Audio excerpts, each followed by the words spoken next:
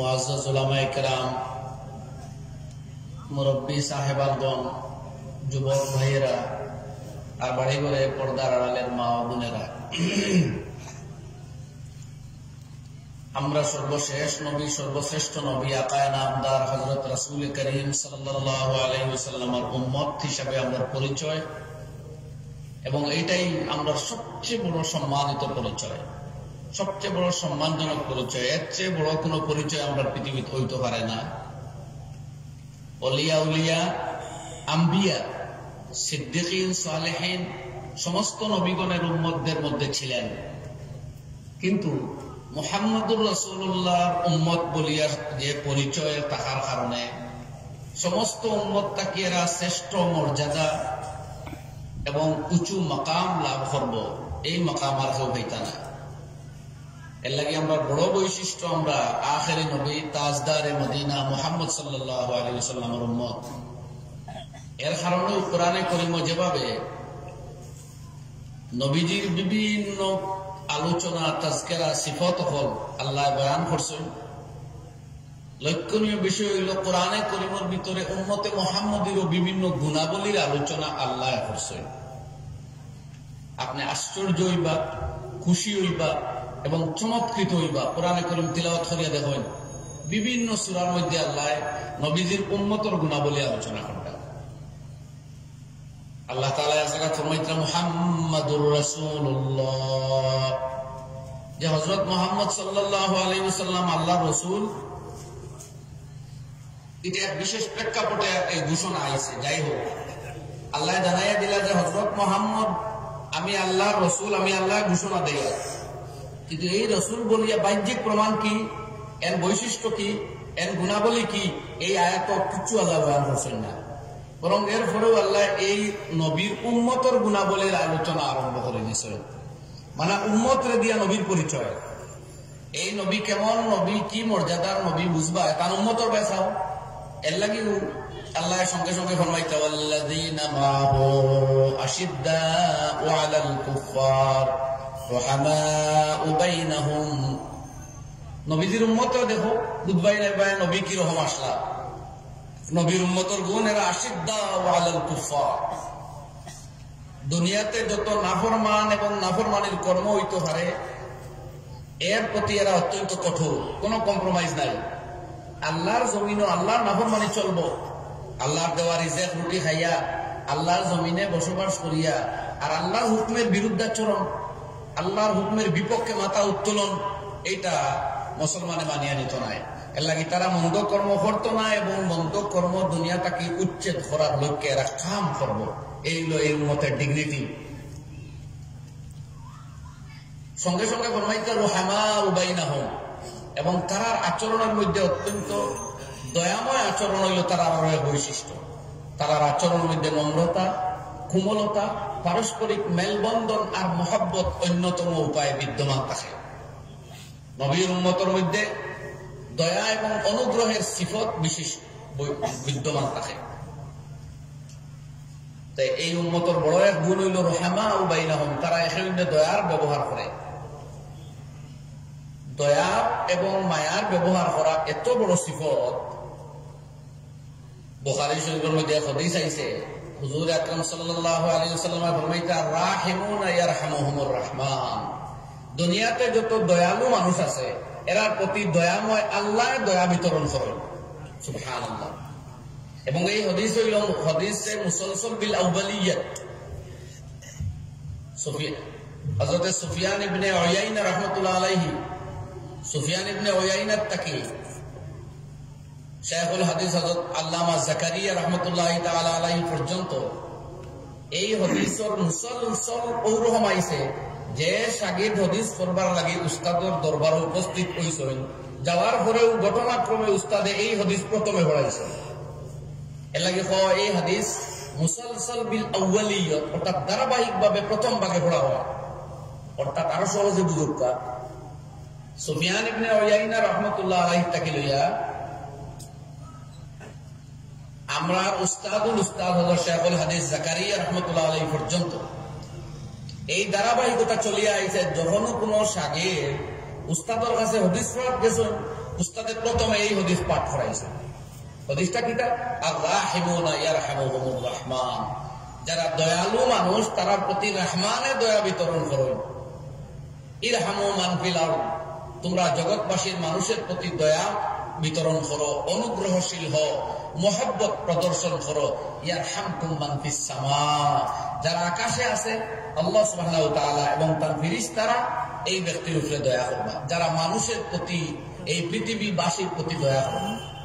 এই হাদিস तमाम মুহাদ্দিসিনে ছাত্র পড়াইতে প্রথমে পড়াইছেন। আমরা পর্যন্ত এই হাদিসের সিলসিলা আইছে আলহামদুলিল্লাহ। এই মুসলসল বিল আউয়ালিও তো আমার উস্তাদ শেখ ইউনুস জৌনপুরি রহমতুল্লাহ আলাইহি, সাহারানপুরের শেখুল হাদিস, বিশ্ববিখ্যাত মুহাদ্দিস, বরং আমিরুল মুমিনিন ফিল হাদিস পাওয়া অনেক এই শতাব্দীর। এই হাদিস বয়ানের কারণ কিতা শেখুল ইসলাম মুফতি তাকি উসমানী সাহেব দামাত বরকাতুহু বয়ান করতেছেন যে হাদিসের মধ্যে কোয়া তোমরা মানুষের প্রতি দয়ালু হও, আল্লাহর দয়া প্রাপ্ত হইবাই। তো মানুষের প্রতি দয়া করার অর্থ যেভাবে হয় তার বিপদে পাশে দাঁড়ানো, তার মুসিবতে সাহায্য করা, ঋণগ্রস্ত হইলে ঋণ আদায়ে সহায়তা করা, অসুস্থ হইলে তার ট্রিটমেন্টর লাগি চেষ্টা করা, ঠিক তদ্রুপ তারে ভুল পথে চলতে দেখলে বাধা দেওয়া, মঙ্গল আর কামিয়াবির হতে তারে ডাকা, তারে দিন শিক্ষার প্রতি সহায়তা করা, এই কথাটাও এই হাদিসের অর্থের অন্তর্ভুক্ত হয়। তার মানে এই পৃথিবীতে যত মানুষে কোন ভুল হতে পরিচালিত হওয়া মানুষটার আত ধরব, এর বাইর দিয়ে বুঝাইব, এর কলিমা কালাম আর ইমান নামাজ ইত্যাদির শিক্ষা দিবার চেষ্টা করব, তার প্রতিও আল্লাহর দয়া বিশেষভাবে। তো মানুষের বিপদ সাহায্য করা যেভাবে দয়া, এই গুনার কাজ করি তো আরো বড় বিপদ করে আখিরাত। দুনিয়ার সারা বিপদে পাল্লাত তুললে, দুজোর গরম হাওয়া এক পাল্লাত তুলে এর কোন সমান হইত না। আজ দুনিয়ার বিপদগ্রস্ত ওর দেখলে সাহায্য করা যেভাবে দয়া, তার চাইতে হাজার গুণ বড় দয়া হইব যে দুজো জার্গি সেই হত্যাকে বিরত রাখে। এই মর্মে আমি আরো এক হাদিস কই, যেটা হযরত আমির শরীয়ত সানি রাহমাতুল্লাহি তাআলা আলাইহি প্রায় বয়ান করতেন। উনসুর আখাকা যালিমান আও মাজলুমা, উনসুর আখাকা যালিমান আও মাজলুমা, তোমার বাইরে সাহায্য করো, সে অত্যাচারী হোক কিংবা অত্যাচারিত হোক, মজলুম হোক তারে সাহায্য করা তো বুঝলাম। সাহাবায়ে কেরামে জিজ্ঞাসা করলা, ইয়া রাসূলুল্লাহ, আমার ওই ভাই মানে আরেক মুসলমান বা আরো একজন যদি জালিম অত্যাচারী হয় তবে এখানে সাহায্য করবো, আর কিভাবে করবো? বলে তার হাতও দরিয়া তারা জুলুম হইতে বিরত রাখো, এটাও তার উপরে বড় সাহায্য। নাইলে তো সে জুলুম করিয়া জালিম বনিয়া দুজক যার গিয়া, তাহলে দুজকটাকে আটকাইতে যে সাহায্য ওটা বড় সাহায্য। আর এইটা হইল তারা জুলুম হইতে আটকাও, বাড়িতে গিয়া বুঝাইয়া হোক, শক্তি প্রয়োগ করিয়া হোক, ওয়াজ নসিহতের মাধ্যমে হোক, শিক্ষা দীক্ষার মাধ্যমে হোক, খানকাত আনিয়া হোক, তবলিগ আনিয়া হোক, যেভাবে হোক তারা ভুল পথ তাকে বিরত রাখা বড় সাহায্য, বড় সাহায্য। তো আমরা আগের কথা যাইনি যে মানুষের প্রতি দয়া করা এটা এই উম্মতের বিশেষ বৈশিষ্ট্য। শেখুল ইসলাম তাকি উসমানী মাদ্দাজিল্লাহুল আলিয়া ফরমাইন, আজকে সমস্ত মুহাদ্দিসিনে তাদের শাগরিদগণকে এই হাদিস পড়াইয়া এই মেসেজ দিলা যে সারা দুনিয়া জুড়া যে অনইসলামিকতা চলতেছে, খুরাফাত আর কুসংস্কার চলতেছে, ধর্মের নামে যত সব বন্ডামি আর কুসংস্কার আর অন্যায়ের বেশরঈ কামগুলা পৃথিবীতে চলতেছে, যাও আলিম উলামা হাদিস পড়া সমস্ত তালবা হল, দ্বীনে ইসলামের সৈনিক হল, আল্লাহর নবীর এই উম্মতের সৈনিক হল, যাও दुनिया के खित्ते खित्ते में पहुंच जाओ, दुनिया के कोने कोने और गूशे गूशे में जहां कहे मुसलमान रह रहे हैं वहां पहुंच पहुंच कर दीन की वो बातें पहुंचाओ। ये तुम्हारे कांधों पर वही जिम्मेदारी है जो सारे मुहद्दिसीन ने तुम पर सपुर्द किया। এটা সেই মূল্যবান গুরুদায়িত্ব পৃথিবীর বড় বড় মুহাদ্দিসিনে কেরামে সিলসিলা এবং সনদের মাধ্যমে উলামা এবং আহলে ইলমের কাঁধের উপরে সেই দায়িত্ব অর্পণ করছেন। আরফার ময়দানে 1 লক্ষ ঊর্ধ্বে সাহাবায়ে কেরামের সামনে আল্লাহ নবী যেভাবে ফরমাইছিলেন, আলা ফালইউবাল্লিগিশ শাহিদুল গায়ব, আজকে আমার সামনে যারা উপস্থিত আছো, যাও সারা দুনিয়াতে ছড়িয়ে পড়ো, অনুপস্থিত গায়ব হাজির নাই এমন আমার উম্মত যারা তার কাছে দ্বীনে ইসলামর কোরআন ও সুন্নতর এই বাণী নিয়া ঘরে ঘরে পৌঁছাও। এর লাগে 1,20,000-এর ঊর্ধ্বে সাহাবায়ে কেরাম থাকি মাত্র 10-15,000 খবর জানাশোনা আছে। জানা মতো বকিয়ে গারকাত বা জান্নাতুল বকি হয় আর জান্নাতুল মুআল্লার মধ্যে মোটামুটি ইতিহাসে পাওয়া যায়। আর প্রায় 1,00,000 সাহাবায়ে কেরামের খবর পাওয়া যায় না মক্কা আর মদিনার ভিতরে। সারা জিন্দেগি কুরবান করিয়া তারা এই উম্মতের সামনে নবীর দিন পৌঁছাইয়া এরারে দুজকটাকে বাঁচাইতে বাঁচানির নামে যে রহম দয়া সেই দয়াটা করিয়া গেছে। আমি আয়াত খুঁড়াই একটু হইব তো এই নবীজির উম্মতের এইটা হইল সিফত, এরা দয়া করে মানা ইলিমের মাধ্যমে মানুষের উপরে যে দয়া সেই দয়ার সমতুল্য কোনো দয়া নাই। একজন বিপদে পড়ছে টাকা 1,000 দিয়ে দয়া আপনি করবা, এই বিপদ থেকে উদ্ধার হইব, আরো হাজারো বিপদ তার আইতে পারে, সব বিপদ তো আপনি পাশে দাঁড়ানো সম্ভব না হইতে পারে। কিন্তু এক মানুষ গুনার কাজ করিয়া ইলিমহীন হইয়া দিন তাকে দূরে সরিয়া যে বিপদে পড়তেছে, এই বিপদ তাকে তারা হেওয়ার খাইতে পারতো না। তাদের হাতও টেকা করিয়া তুলিয়া না দিয়েও যদি তাদের নামাজি বানানো যায়, দিন শিখানো যায়, কোরআন আর সুন্নত হতে আনা যায়, এইটা তাদের সবচেয়ে দায়মি, সবচেয়ে কায়েমি, সবচেয়ে স্থায়ী আর সবচেয়ে কিমতি সাহায্য আর দয়া। এর লাগে ওয়াকাবিরিনে হাজারো কুরবানি করিয়াও, জেলবন্দি তাকিয়াও, মানুষের পাথরের ইটা সমালোচনা, ইলজাম, দোষারোপ, অভিযোগ বরদাস্ত করিয়াও মানুষের গড়ে গড়ে দিনের কথা পৌঁছাইবার চেষ্টা করিয়া গেছে।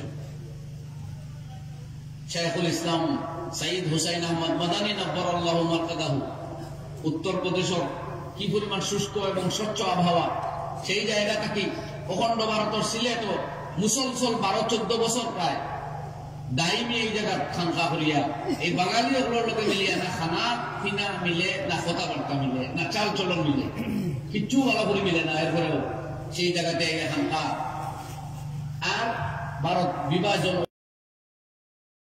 পরম্পরা রহমতুল্লাহ আলাইহি জীবন্ত সাগির্দ অন্যতম খলিফা আজল মুসলিম উম্মত মুজাদ্দিদে জামান হযরত শেখ বদরপুরি মাওলানা আব্দুল জলিল চৌধুরী নব্বরাল্লাহু মারকাদাহু এতদন চলো দ্বীনি তালিম, আল্লাহর জিকির আজকার এবং অনইসলামিকতা দূর করিয়া মুসলমানের জিন্দগিতে মুসলমানি কিভাবে আনয়ন করা যায় এই মেহনতর লাগি এই জমা করিয়া যে জিদ্দ জেহেদ করিয়া গেছিলা, সেই জিদ্দ জেহেদ আর মেহনত আর পরিশ্রমের এক জীবন্ত অংশ আজকের আমাদের এই সম্মেলন। কই আলহামদুলিল্লাহ, দিল ভরিয়া কইন আলহামদুলিল্লাহ।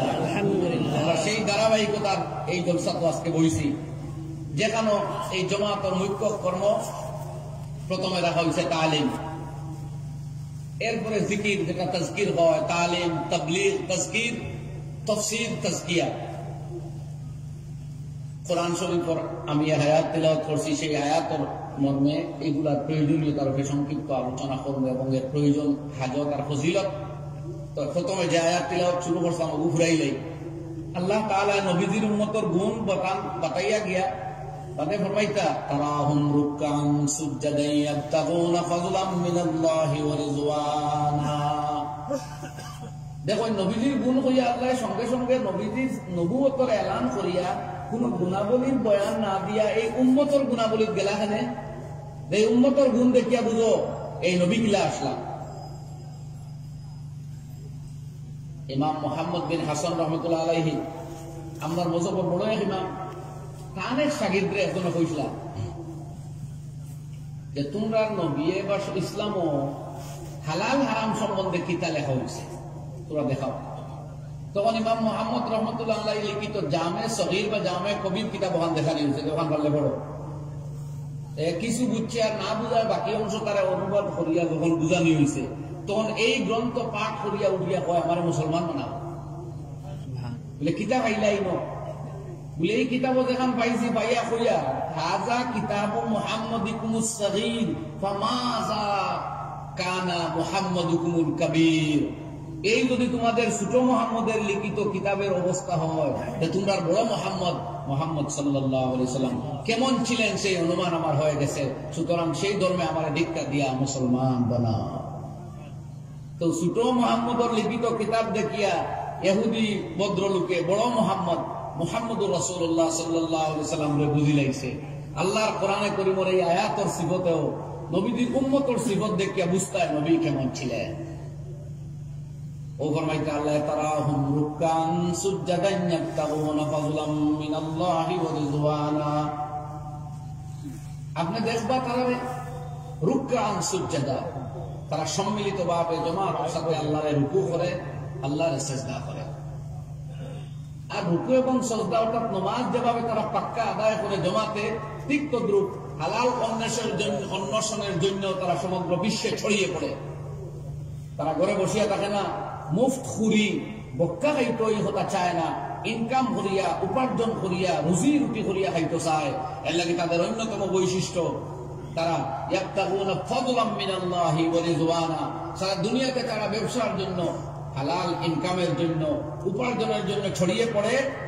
আর এরই সাথে আবার লক্ষ্য রাখে যাতে আমার আল্লাহ নারাজ না হই, আমি যাতে কোনো হারাম বুঝি, নাজায়েজ বুঝি, অবৈধ ব্যবসা লিপ্ত না হই। এর লাগি ওয়া রিজওয়ানা, আল্লাহর সন্তুষ্টি ও তারা লক্ষ্য রাখে। সুবহানাল্লাহ।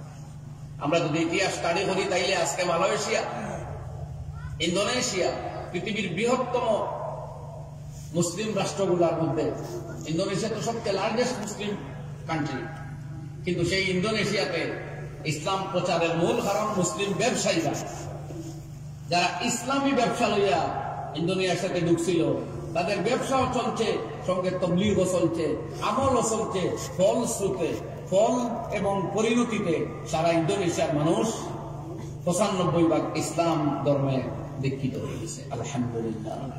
সেই মুসলমানরা ছিল নবীর উম্মতের বৈশিষ্ট্য সম্পন্ন মুসলমান, যারা রুকআন সুজদা ইয়াবতাগুনা ফাদলাম মিনাল্লাহি ওয়া রিজওয়ানা, যারা নামাজ পড়তো জামাতে, দয়া করতো একে অন্যের প্রতি, কঠোর ছিল নাফরমানের প্রতি, নাফরমানদের প্রতি কোনো কম্প্রোমাইজ করতো না। দুনিয়ার সামান্য আনন্দ মজা উপভোগ আর বিনোদনের লাগি আল্লাহ নাফরমানি জামাতের সাথে মিলত না। মানুষে গান গাইয়া বাজারও দৌড়ার, আমিও দৌড় মারবো। মানুষে তার প্রতিমা লইয়া দৌড়ার, আমি তার সঙ্গে যাইব ওখানে, যত বন্ধুত্ব হোক। তার ধর্মকর্ম আমি ইন্টারফেয়ার করার তো কোনো যৌক্তিকতা নাই। সুতরাং যে নাম আল্লাহর নিষিদ্ধ, আজকে দেখা যায় আমরা মুসলমান ছেলেরা অনেক সময়, আমাদের মুসলিম ভাইয়েরা, তাদের প্রতিমা বিসর্জন দিবার দিন প্রতিমার পিছনে যাওয়া তারা হাসে এবাদত। আপনার হাসে কিতা? তার লগে বন্ধুত্ব আছে, তার বাড়ির যাই, তারা সাহায্য করুন। অসুস্থ হয়েছে হসপিটাল লইয়া যায়, অসুস্থ হয়েছে বাড়ির গিয়ে শুশ্রূষা করেন, ডাক্তার নিয়ে যায়। ঔষধ কিনতে পারে না, ঔষধ কিনিয়া দেয়। খাবার দাবারের ব্যবস্থা নাই, খাবার কিনিয়া দেয়। সব মানবতা আর ইসলাম। তার ধর্ম কর্ম যেটা আপনার কাছে নিষিদ্ধ আর হারাম, সেইটাতে ইন্টারফেয়ার করে এটা কে বলেছে? আপনি মিত্রা মুসলমান হলে এটা করতে পারে না, অন্য ধর্ম কর্ম কোনো ইন্টারফেয়ার করতে পারে না। আমার ভাই হল নবীজির উম্মত, তোর বৈশিষ্ট্য দেখলে নবী চিন পাওয়া যায়। আজকে আমরা নবীজির উম্মত বলিয়া পরিচয় দেওয়ার যোগ্য কতখান রয়েছি চিন্তা করবা নিজে। এই গুণগুলো আমরা মধ্যে কতক্ষণ আছে, আরো 2 দিন এক ছড়ে যায়। এই কারণে একদিকে প্রমাণিতরা এরা চেহারার মধ্যে নামাজের নুরানিয়ত প্রতীয়মান হয়। এরা রায় তুটি আল্লাহর কাছে কান্দে, এরা আল্লাহর জিকিরের সময় আত্মনিয়োগ করে, এর লাগে তাদের চেহারার মধ্যে সেই নুরানিয়ত প্রতীয়মান হয়। আল্লাহ প্রমাণিতরা কানু কালিলাম মিনাল লাইলি মা ইয়াহজাউন, এরা রাতের বেলা বড় কম সময় ঘুমাইয়া থাকে। নবীজির উম্মতের বৈশিষ্ট্য, তারা শুরু রাত্রে ঘুমায় আর শেষ রাত্রে ঘুম থেকে জাগ্রত হয়। ওয়াবিল আসহারি হুম ইস্তাগফিরুন, এরা শেষ রাত্রে উঠিয়ে আল্লাহর কাছে নিজের গুনার ক্ষমা চায়, মাফ চায়, তওবা করে, ইস্তেগফার করে। আল্লাহ তাআলা ফরমান তাতাজাফা জুনুবুহুম আনিল মাযাজি'i ইয়াদউনা রাব্বাহুম খাওফান ওয়া তামাআ। রাত যখন ঘনিয়ে আসে, শেষ রাত্রে ধীরে ধীরে সারা জাহান নিস্তব্ধ হয়, জীব জন্তু শুয়ে পড়ে বিরাম নেয়, সারা পৃথিবী শান্ত ঠান্ডা হয়ে যায়। তখন রহমানের বান্দা যারা নবীর উম্মত, তারা ধীরে ধীরে বিছানা থেকে তাদের দেহকে আলাদা করে নেয়। ইয়াদউনা রাব্বাহুম খাওফান ওয়া তামাআ, তারা আল্লাহর প্রতি আগ্রহ করে আর আল্লাহর যুজফের ভয়ে আল্লাহর জাতে ডাকতে থাকে, জিকির করতে থাকে, ইবাদতে মগ্ন হয়, মত্ত হয়। ওয়া মিম্মা রাযাকনাহুম ইউনফিকুন। আর তারা আরো এক বৈশিষ্ট্য, আমি আল্লাহর দেওয়া রিজিক রুটি ধন দৌলত তাকে তারা আল্লাহর রাস্তায় ব্যয় করে। আরে তারা তো আল্লাহ আরো বুঝিয়ে দিয়েছেন, ফরমাইতা ওয়াতুইমুনা আত-তাআমা আলা হুব্বিহি মিসকিনাও ওয়া ইয়াতীমান ওয়া আসীরা ইন্নামা নুত'iমুকুম লিওয়াজহিল্লাহ লা নুরিদু মিনকুম জাযাআন ওয়ালা শুকুরা। আল্লাহ তাআলা ফরমায়, এই উম্মতের আরেক গুণ, তারা আল্লাহর মহব্বতে মানুষের রিজিক দান করে, আহার দেয়। যারা বিশেষ করে অসহায়, প্রথম হইল অনাথ, প্রথম হইল মিসকিন, গরিব মানুষ, দরিদ্র, এরা খাওয়া দাবারের ব্যবস্থা করিয়া দেয়, উপার্জনের ব্যবস্থা করিয়া দেয়। ওই ইয়াতীমা, আর যারা অনাথ শিশু বাবা মারা গেছে তারা, ও আসীরা, আর যারা বন্দী দশায় জীবন খাটার তারা। এই তিন দলের কোন দল মুসলিম অমুসলিম কোন বাছাই করা হয়েছে না। বিপদগ্রস্ত মানুষ দেখা হয়েছে আর নিঃস্বার্থ দেখা হয়েছে। এতিমদের সাহায্য করলে আপনার পাওয়ার কিচ্ছু নাই, মিসকিনদের সাহায্য করলেও আপনার পাওয়ার কিচ্ছু নাই। জেল বন্দী বা বন্দী দশায় থাকা মানুষটারে সাহায্য করলে পাওয়ার কিচ্ছু নাই। অর্থাৎ বিনিময়ে ছাড়া, বিনিময় আছে কোনটা? আলা হুব্বিহি মিসকিনাও ওয়া ইয়াতীমান ওয়া আসীরা।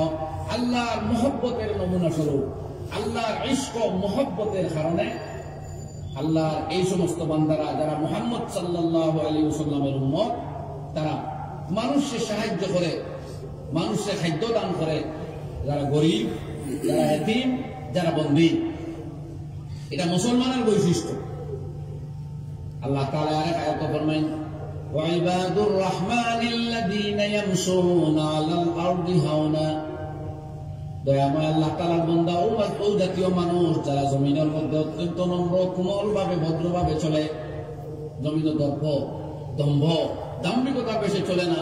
মাটির মানুষ তুমি রাখিও স্মরণ, সেই মাটির সাথে মিশিয়া মাটির মানুষ হয়েও পৃথিবীতে চলে। সুতরাং ওয়াইযা খাতাবাহুমুল জাহিলুনা ক্বালু সালামা। কোন জায়গায় মূর্খ লোকদের সাথে যদি তাদের সংঘর্ষ হয়, এদের সাথে সংঘর্ষ লিপ্ত না হইয়া শান্তি এবং সম্প্রীতির বার্তা দিয়া সেই জায়গাটাকে সরে পড়ে। এটা মুসলমানের বৈশিষ্ট্য। এরপরে আল্লাহ ফরমায়, ওয়াল্লাযীনা লা ইয়াশহাদুনা আয-যুর। এরা কখনো মিথ্যা সাক্ষ্য দেয় না, মুসলমানের বৈশিষ্ট্য। আই সাক্ষী কোর্টের বারান্দাত বিক্রি হয়, মুসলমানের মিথ্যা সাক্ষী দিতে পারে না। আল্লাহ নবী ফরমায়, এটা ধ্বংসাত্মক গুনাহ। কাউলুয যুর, নবীজি শুয়া অবস্থায় আসলা, যখন এই হাদিস ফরমাইতা শুয়া অবস্থা থেকে বইয়া একবার এই কথা তিনবার ধারাবাহিক ফরমাইলা, কাউলুয যুর, কাউলুয যুর, কাউলুয আও ক্বালা শাহাদাতুয যুর। মিথ্যা সাক্ষ্য দেওয়া কিংবা মিথ্যা কথা হওয়া এটা ধ্বংসাত্মক গুনাহ কবিরা। মুসলমান এই কাম করতে পারে না। এটা নবীর উম্মতের বৈশিষ্ট্য। এরা মিথ্যা সাক্ষী দেয় না। ওয়ালা ইয়াজনুন, এরা ব্যভিচারে লিপ্ত হইতে পারে না।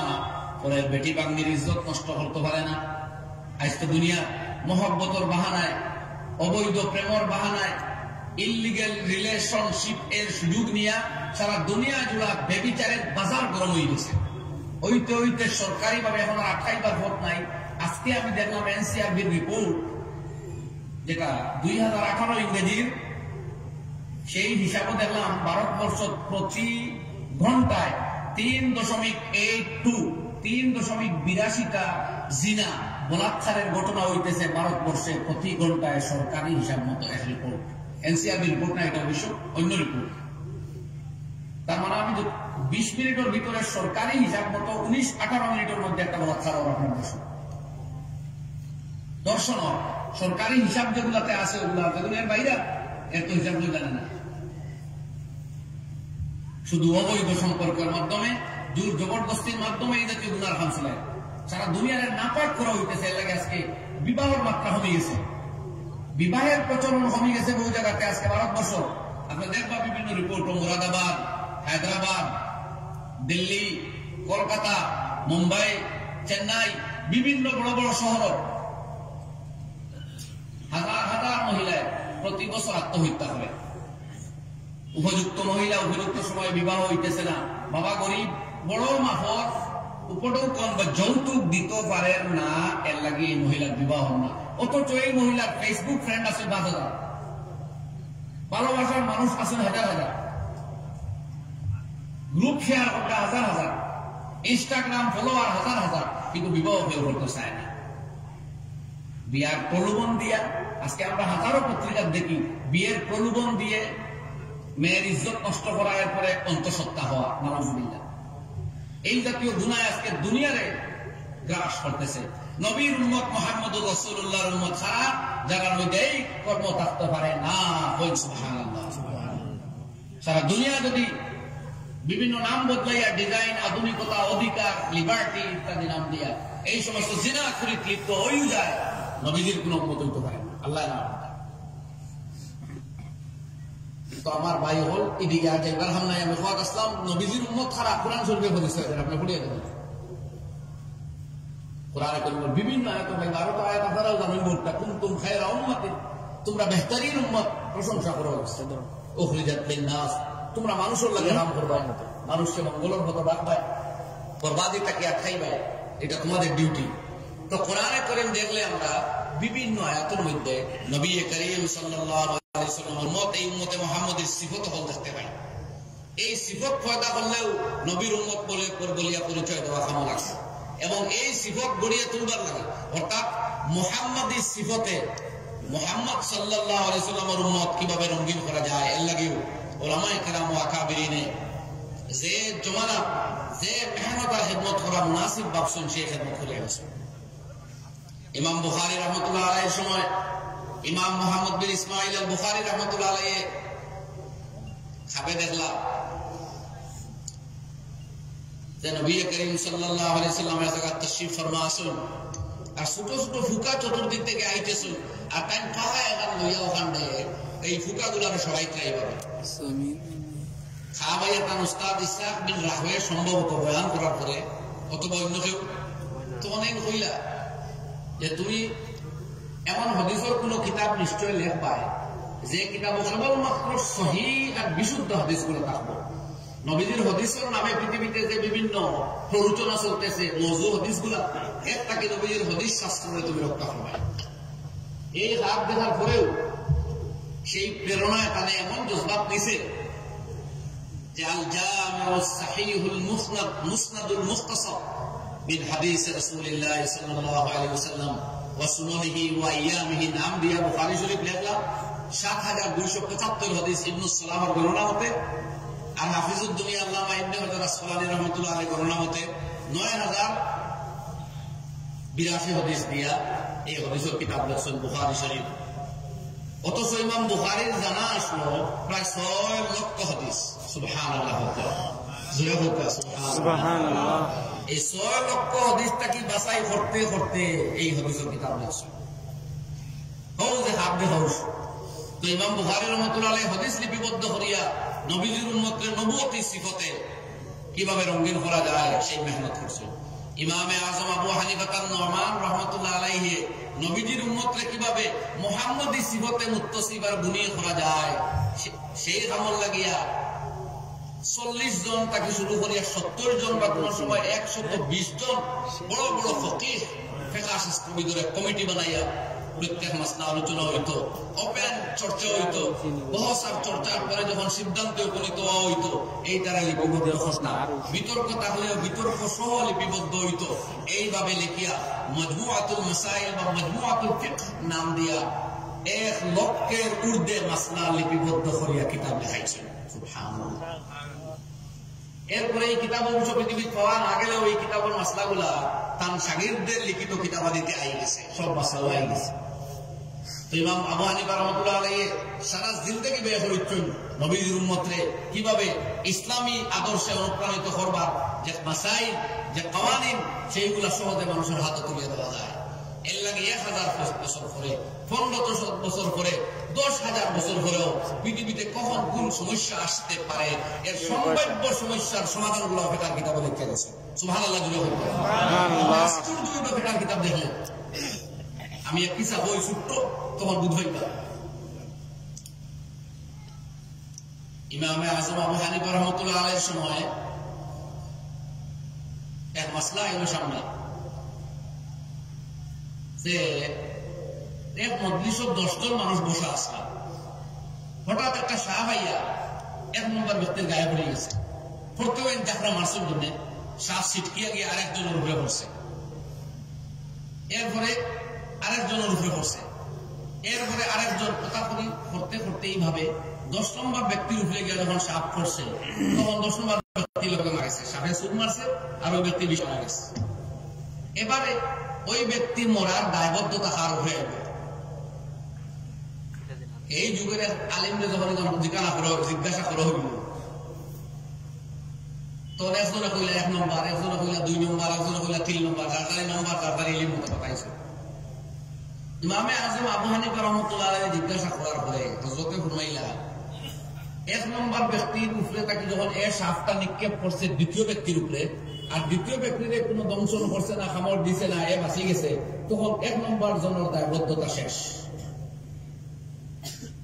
দ্বিতীয় ব্যক্তি ফেলাইছেন তৃতীয় জনের খান্দ, কাজে তৃতীয় জন ক্ষতিগ্রস্ত হইলে দ্বিতীয় জন দায়ী। যখন তৃতীয় জনের কোনো ক্ষতি হয়েছে না তখন দ্বিতীয় ব্যক্তি অমুক্ত। এইভাবে করিয়া 9 নম্বর ব্যক্তি যখন 10 নম্বর জনের গায়ে এই সাপ নিক্ষেপ করার পরে এই সাপে কামড় দিয়া 10 নম্বর ব্যক্তি মারা গেছে, তখন এর দায়িত্ববান হইতে হইব 9 নম্বর ব্যক্তি যে নিক্ষেপ করায় এই মানুষ মারা গেছে। অথচ আজকে পর্যন্ত পৃথিবীতে এই মাসলার সামনে আইছে না, কিন্তু ইমামে আজম আবু হানিফা সেই মাসলার সমাধান করে দিতে রাখিয়া গেছে। কই আল্লাহু আকবার, এইগুলো আপনার ইসলাম। আমি কইতেই আরো এক ঘটনা, আরেক ঘটনা সেই জমানার ইমামে আজম আবু হানিফা রাহমাতুল্লাহ আলাইহি মাসলা জিজ্ঞাসা করলাম সেই যুগের খালিদ যে দিনে একই তারিখে একই দিনে এক পরিবার তাকে 2 বোনের বিবাহ একসাথে ঠিক করা হয়েছে। মনে করেন হামরা আর হুমাইরা 2 জন, তো হামরার বিয়া হয়েছে হয়তো সালিম উদ্দিনের লগে, আর হুমাইরার বিয়া হয়েছে কালিম উদ্দিনের লগে। বিয়া পড়ানি হয়েছে, উকিল সাক্ষীগিরি শেষ হয়েছে, খাওয়া দাওয়া যেটা হইবার হয়তো হয়েছে। যখন পাত্র আর পাত্রী রওনা দিতা তখন ভুল ক্রমে সলিমুদ্দিনের স্ত্রী গেছেন কলিমুদ্দিনের ঘর, আর কলিমুদ্দিনের স্ত্রী গেছেন সলিমুদ্দিনের ঘর। কন্যা ভুল ক্রমে হামরা গেছেন হুমাইরার স্বামীর ঘর, আর হুমাইরা গেছেন হামরার স্বামীর ঘর। আর এইভাবে 2 জন পৌঁছিছেন। বেটায় নতুন বিবাহ করছে, এটা তো তখন ডিজিটাল ওয়ার্ড নাই আর নাফরমানিও নাই, তাদের বিয়ার আগে এই স্ত্রীর লোকের খুব পরিচয় থাকার তো সওয়ালও নাই। এই স্ত্রী দেখছেন ভাবছিল তো তার স্ত্রী, 2 জনের রাত্রি যাপন করছেন। পরের দিন সকালবেলা অলিমাত গিয়ালে মাত কথা করিয়া হঠাৎ ধরা পড়লো, হে বিয়া তো হইল হুমায়রা, ইগর তো দেখি হামরা, আর হেন কাছে ধরা পড়ছে বিয়া তো হইল হামরা, বড় ফেনে হুমাইরা। মাসলা আইছে, এই জমানার এক আলিমে কইছেন 2টার বিয়া শেষ, আরেকজনে কইছেন 2টার বিয়া ঠিক আছে, একজনে একতা কইছেন। ইমামে আজম আবু হানিফা রাহমাতুল্লাহ আলাইহি জিজ্ঞাসা করলা, পয়লা 2 দাম ধরে আমার সামনে আনো। দামানে আনার বাদে দরিয়া রেখা জিজ্ঞাসা করা হইব দাম ধরে, তুমি গত রাত্রে যে স্ত্রীলোক লিয়া তারছ এনে তোমার পছন্দ হয়েছে? যখন এই পাত্র এবং সেই পাত্র উভয় কইলাই যদি যে আমার পছন্দ হয়েছে, তখন হজরতে কইবা বস তাইলে তুমি তোমার যখন ঘর যে আইছে পছন্দ হয়ে গেছে, আর তোমার স্ত্রী তো আরেক ঘর, এরে ডাইভোর্স করো তুমি, আর হেন ডাইভোর্স করো এরে, ওই গেলা 2 জন তালাক প্রাপ্ত, আর এর পরে কোনো ইজ্জত থাকতো না। কারণ যারা ডাইভোর্স করছো এর লগে তো তোমার দেখা সাক্ষাৎ হয়েছে না, তাহলে ইজ্জত থাকতো না। এনে ডাইভোর্স করছে ওই ব্যক্তি, বিবাহ তার হয়েছিল, এ ডাইভোর্স করছে, তারও ইজ্জত থাকতো না। এখন গরো যে আছে এর লগে তাসদিদে নিকাহ করিয়া দিলাম, মশলা কথা। অর্থাৎ যে স্ত্রী লিয়ে রাত্রি কাটাইছো ও স্ত্রী তোমার কোনো কাহক আর কোনো বেজাল নাই। বিয়াটা শুধু নতুন ভাবে একবার যে স্ত্রী এখন গরো এনে করাইয়া দিলাম। আর এই যে রাত্রি যাপন করলে আরেকজন স্ত্রীর লোকে এটা কোনো গুণা হইতো না, যেহেতু এটা অতি বিশ্ববা বউ মনে করিয়া রাত্রি কাটানো হয়েছে, এর লাগে কোনো পাপ হইতো না।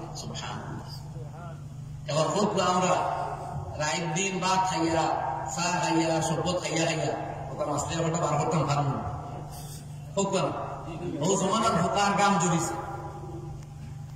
তো এর লাগি দেখাইতাম চাইতাম ও কথাও যে ফুকাহায়ে কেরামে 1000 বছর ধরে যে মাসলা আইতে পারে সেইটার সমাধান করিয়া গেছে। অর্থাৎ এই উম্মতরে তার নবীর দ্বীনের উপরে কিভাবে মজবুতির সাথে চালানো যায় সেই ব্যবস্থা করে গেছে। বর্তমান কথা আপনারা বুঝতে পারছেন না?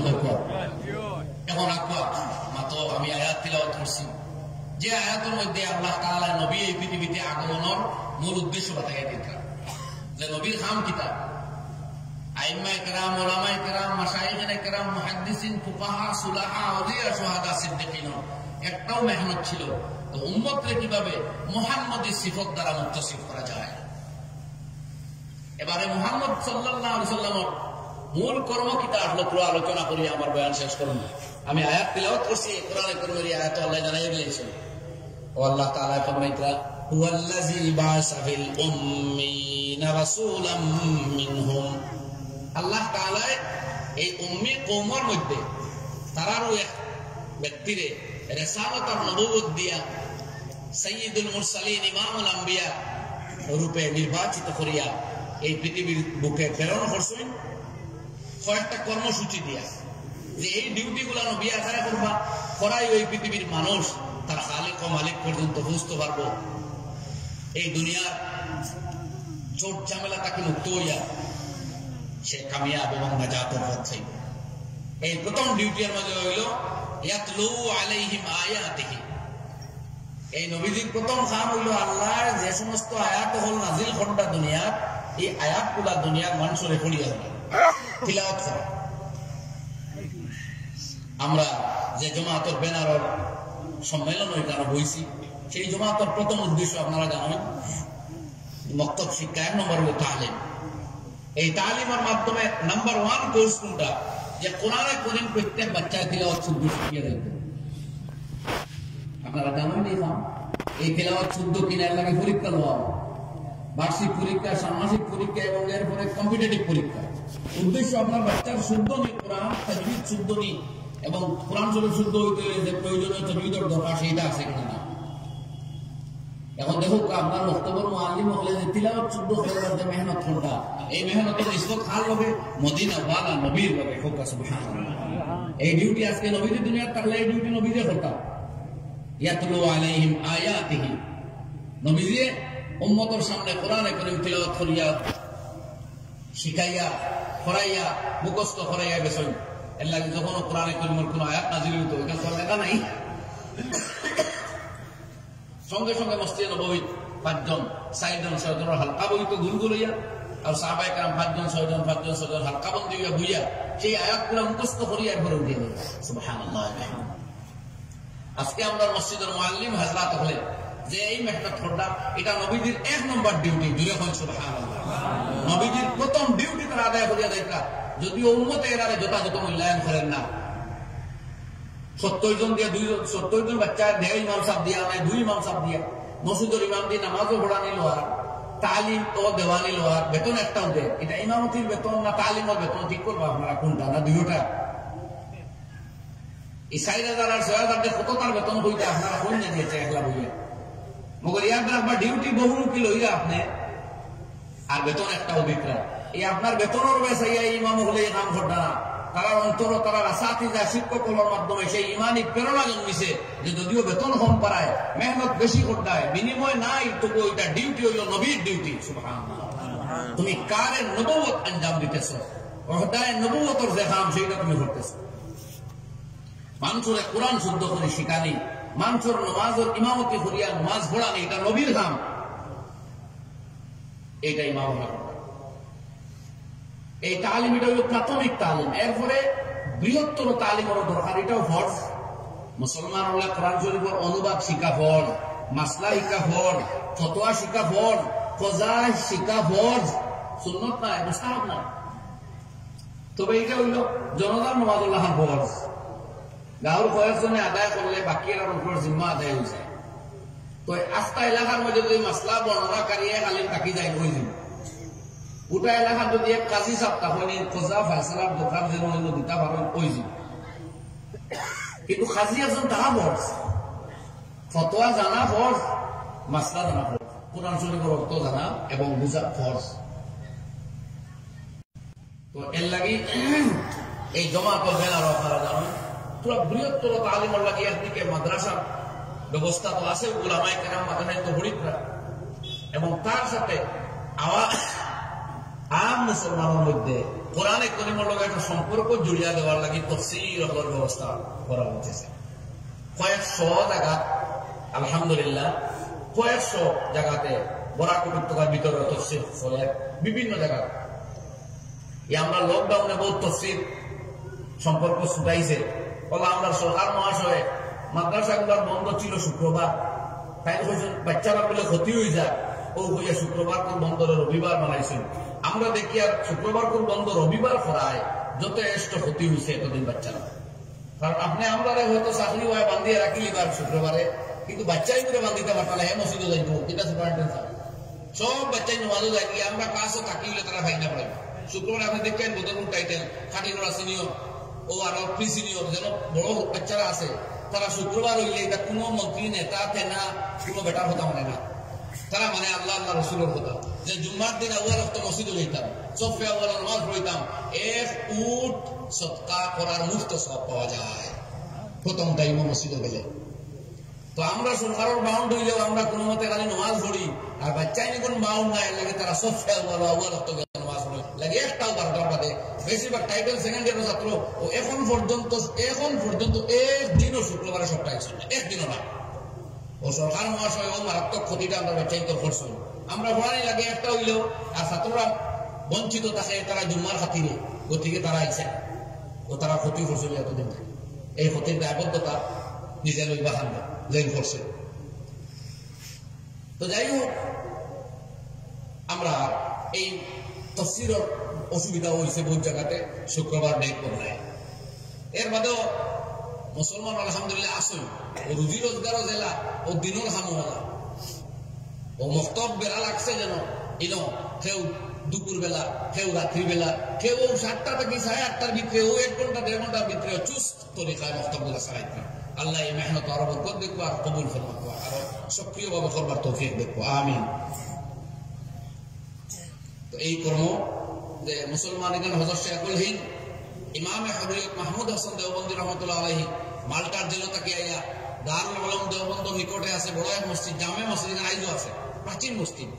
সেই মসজিদের উঠানো গিয়া হযরত ফরমাইছিলা 4 বছর প্রায় 2 থেকে 4 বছর জেলের মধ্যে তাকিয়া এক তিক্ত অভিজ্ঞতা লইয়া আইছি, সেইটা শুনো। মানুষে কইলা জেল থেকে কিতা অভিজ্ঞতা আনলা? হযরত বয়ানও ফরমাইছিলা যে দিন রক্ষা করতে হইলে 2 পদক্ষেপ লইতে হইব। ঘরে ঘরে কোরআনের তালিম, অর্থাৎ প্রত্যেক বাচ্চারে কোরআনের শিক্ষা দিতে হইব, আর মুসলমানে আর কোরআনের সম্পর্ক গড়িয়া তোলা লাগবে। হযরতের কথার মফহুম আমি বলি। সেই শেখুল হিন্দ রহমাতুল্লাহ আলাইহি শাগিরগণ সময়ে সময়ে সারা ভারতবর্ষ ব্যাপিয়া এই কোরআনে করিমের মাহফিল, তাফসীর, তরজমা আর কোরআনে আর ইমানদারের নিসবত করবার ব্যবস্থা করছেন। মুরাদাবাদ শাহী মসজিদ দেখানো 2000 ইংরেজিত খবর হইল 60 বছর তাকে সেই জায়গাতে তফসির চলে। আমি জিজ্ঞাসা মুফতি শব্বির আহমদ কাসিম আহমদ বরকাত আমরা এটা আরম্ভ করছলাকে হযরতে ফরমাইছিলা যে মাওলানা আব্দুল হক 2 বছর হয়ে গেছে এই জায়গার তফসির চলে কোরআন শরীফ। আমরা বরাক বলেন মুসলমান একটা বুঝবাই না জানে বলে আল্লাহ কুলি থেকে আরম্ভ হয়েছে তফসির, আরম্ভ হয়ে জায়গা তো 91 বছর আগ থেকে তফসির চলে। এই অঞ্চলে এটার একটু ব্যাপক প্রচার করছেন হযরত